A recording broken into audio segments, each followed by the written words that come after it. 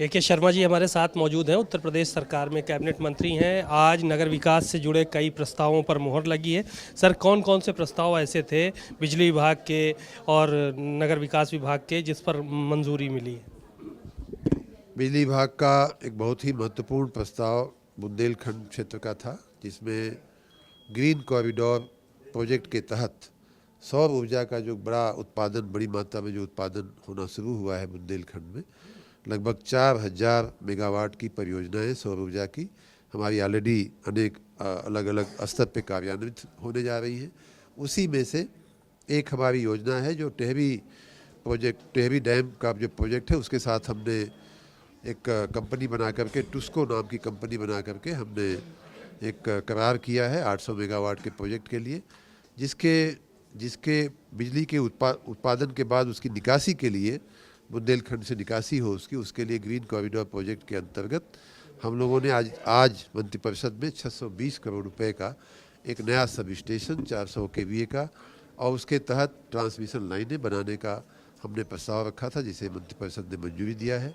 620 करोड़ का ये जो प्रोजेक्ट है सब स्टेशन का, वो चित्रकूट जिले के मऊ तहसील में बनेगा और वहाँ से विद्युत की निकासी होगी। इस 620 करोड़ रुपए में 33% भारत सरकार की ग्रांट मिलेगी हमको, 20% हमारा राज्य सरकार का योगदान होगा और 47% हम जर्मनी की एक संस्था KfW है, उससे हम लोन लेकर के इस योजना को कार्यान्वित करेंगे। महाकुंभ को लेकर भी प्रस्ताव आया है सर, रोड शो वगैरह करने जा रहे हैं? महाकुंभ में हमारे विभाग को प्रस्ताव मिला था, जिसे मंत्रिपरिषद की आज मंजूरी मिली है।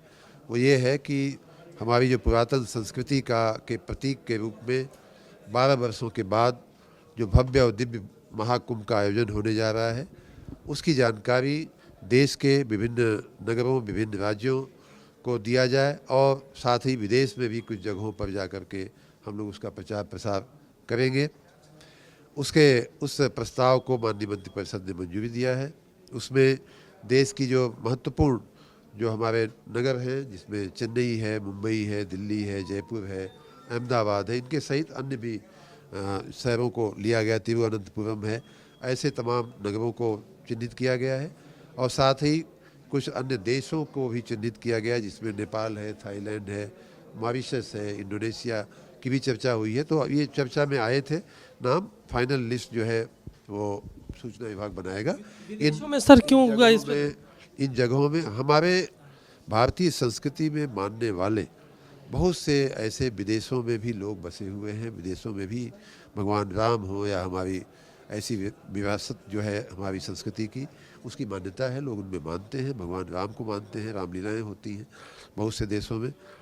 तो ऐसे देशों में लोगों को प्रेरित करना कि आकर के हमारे भव्य कुंभ को देखें, इससे हमारे उत्तर प्रदेश की जो आयोजन शक्ति है, देश की जो आयोजन शक्ति है, माननीय प्रधानमंत्री जी और माननीय मुख्यमंत्री जी के नेतृत्व में जो विराट स्वरूप जो देश का दिखेगा, उससे कल्चरल और टूरिज्म के दृष्टि से, दोनों ही दृष्टि से हमें बहुत फ़ायदा होगा और इसके लिए माननीय मंत्रीगण के नेतृत्व में रोड शो होने वाला है। शुक्रिया।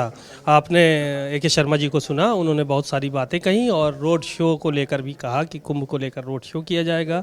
उत्तर प्रदेश के जितने भी प्रदेश हैं वहाँ की राजधानियों में और विदेशों में भी इसको लेकर प्रस्ताव पास किया गया है। कैमरामैन पंकज निगम के साथ इमाम नकवी, भारत समाचार, लखनऊ।